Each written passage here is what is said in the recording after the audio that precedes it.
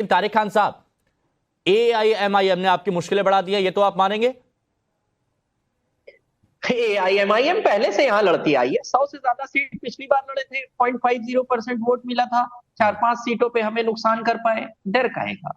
और ये सारा जो काम है ना, ये प्रायोजित है भारतीय जनता पार्टी की तरफ से, और भारतीय जनता पार्टी इन सबको कराती है। अच्छा, आप धर्म के नाम पर देश को 80-20 में बांट सकते हैं, उसकी इजाजत है, और हम पीडीए नहीं कह सकते।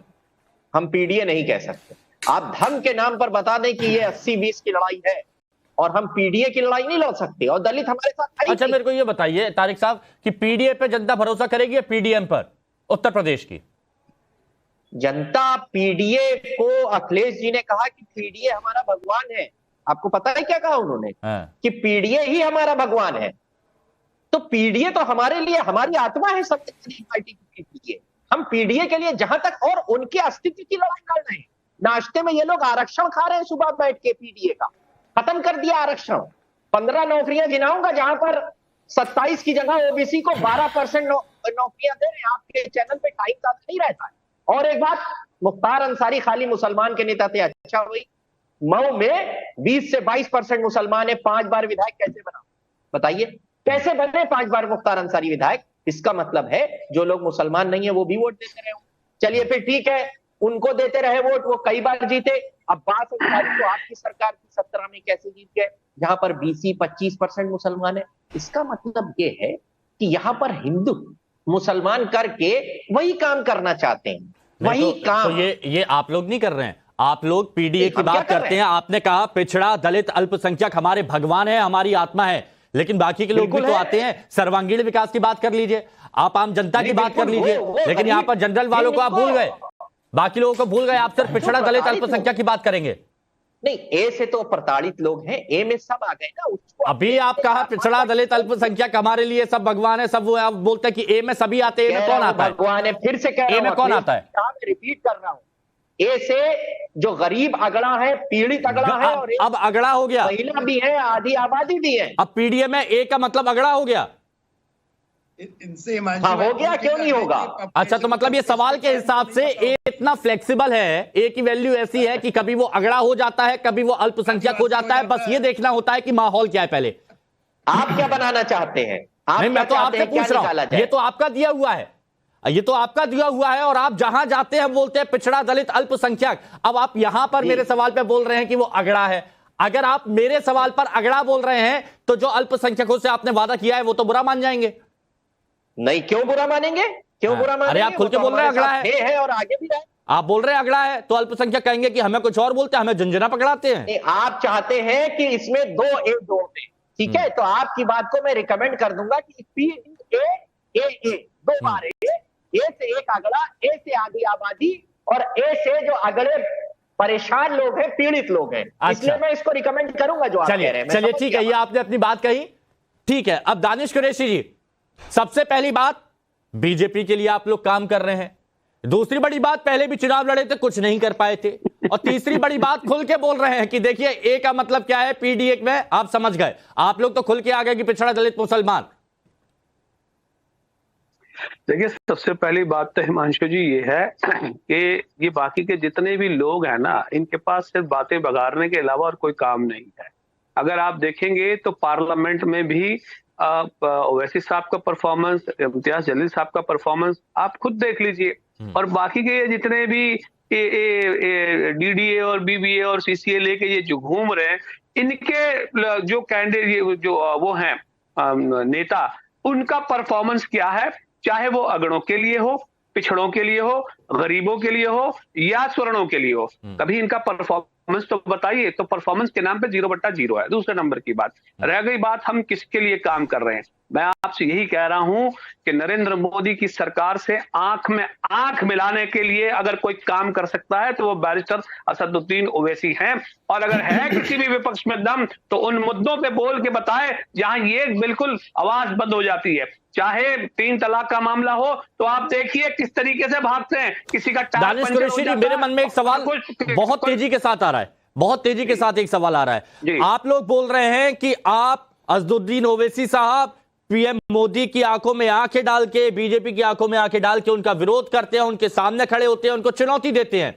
अभी बोला तारिक साहब ने कि ये तो बीजेपी के लिए काम कर रहे हैं। कल रामलीला मैदान में खुल के कहा कि एक मुस्लिम पार्टी है वो बीजेपी के लिए काम करती है। मतलब आप लोग कितना भी कर ले, लेकिन यहां जो इंडिया अलायंस है वो सब खुल के कह रहे हैं कि आप लोग तो बीजेपी के लिए काम करते हैं। बिल्कुल, देखिए मैं आपसे एक बात कह दूं कि ये जो अपनी लड़ाई दिखाने की जो कोशिश कर रहे हैं, दरअसल वो तो अवाम तय करेगी। हाँ। ठीक है, चाहे ओवैसी साहब के लिए हो, चाहे अखिलेश हो, चाहे और कोई भी हो, तमाम लोगों के लिए फैसला तो अवाम का आखिरी फैसला शिरोमान्य रखना पड़ेगा। सवाल ये है कि आपको पूरे विपक्ष को इकट्ठा होकर अगर ये कहना पड़ रहा, अभी ये जो अगड़ा पिछड़ा कर रहे थे ना, दिक्कत इनकी ये है कि ये ओवैसी से का साहब फिर वही कह रहे हैं कि एक पार्टी है। अरे बोल के बताओ ना कौन सी पार्टी है, बोल नहीं पाएंगे। देखिए जो ये पीडी तारिक खान साहब बोल पाएंगे क्या कौन सी पार्टी है? एक पार्टी, कल रामलीला मैदान में बोला कि एक पार्टी है मुसलमानों की, आज बोल पाएंगे क्या खुल के? नहीं, मैंने सुना नहीं किसने बोला है। कल इनके नेता बोल पा रहे तो इनका क्या है? देखिए आप भी ये बात बोलते हैं कि ये बीजेपी के लिए काम करते हैं। कल रामलीला मैदान में ये वाली बात कही गई कि एक मुस्लिम पार्टी है जो बीजेपी के लिए काम करती है, जहां जाती है बीजेपी को सपोर्ट कर देती है। खुल के नाम क्यों नहीं ले पाते? एक बात बताइए, ज्यादातर चीजें हम लोग क्या करते हैं, अपने घर से शुरू करते हैं। हाँ। तेलंगाना में राजा के खिलाफ नहीं लड़ते हो और सिर्फ 9 सीट पे लड़ते हैं आप, क्यों सर? क्यों?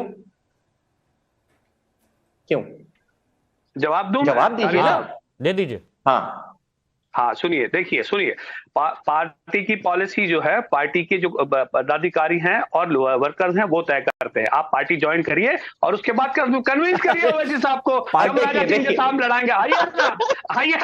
आइए आप कहाँ भाग रहे हैं?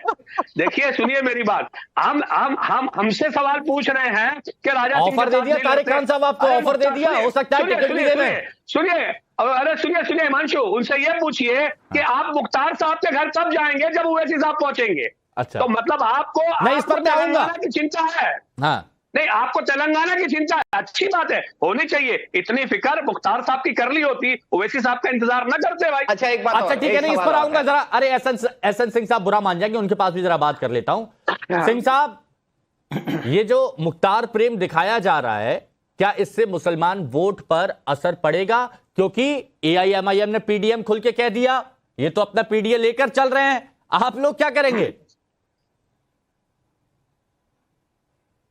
हिमांशु जी, अभी हमारे समाजवादी पार्टी के मित्र ने बहुत अच्छी बात कही कि परिवार डेवलपमेंट अथॉरिटी, परिवार मतलब पीडीए इनके लिए भगवान है। अच्छी बात है, और ये तो करके दिखाए, कहना थोड़े ना भाई जो कुछ भी किए वो परिवार के लिए किए। हिमांशु जी, अगर प्रदेश के लिए करते तो प्रदेश की देवतुल्य जनता इनको सर आंखों पर बैठा के रखी थी। वो हटाने का इसीलिए कार्य किया कि इन्होंने पीडीए का विकास किया, परिवार डेवलपमेंट अथॉरिटी का विकास किया, अपने ही परिवार में 38 लोगों को मंत्री, संतरी, मुख्यमंत्री और पता नहीं क्या क्या बनाने का कार्य किया। पहली बात। दूसरी बात मैं कहूंगा कि कथनी और करनी में जब अंतर हो जाता है तो जनता साथ छोड़ जाती है। वो देखती है, बहनें देखती हैं कि किस तरह से मुस्लिम बहनों पे अत्याचार हो रहा था। 3 तलाक पे कानून का विरोध कर रही थी समाजवादी पार्टी और बहुत सारी पार्टियां विरोध कर रही थी। आज भारतीय जनता पार्टी कहती नहीं है, करके दिखाती है। आज जो भारत की 137 योजनाएं उसका 75% लाभ किसको मिल रहा है? हमारे मुस्लिम भाई बहनों को मिल रहा है। उजाला के माध्यम से भी मिल रहा है, उजाला के माध्यम से भी मिल रहा है, हाँ। कहीं गरीब कल्याण की योजनाओं के माध्यम से भी मिल रहा है और शौचालय के माध्यम से भी मिल रहा है।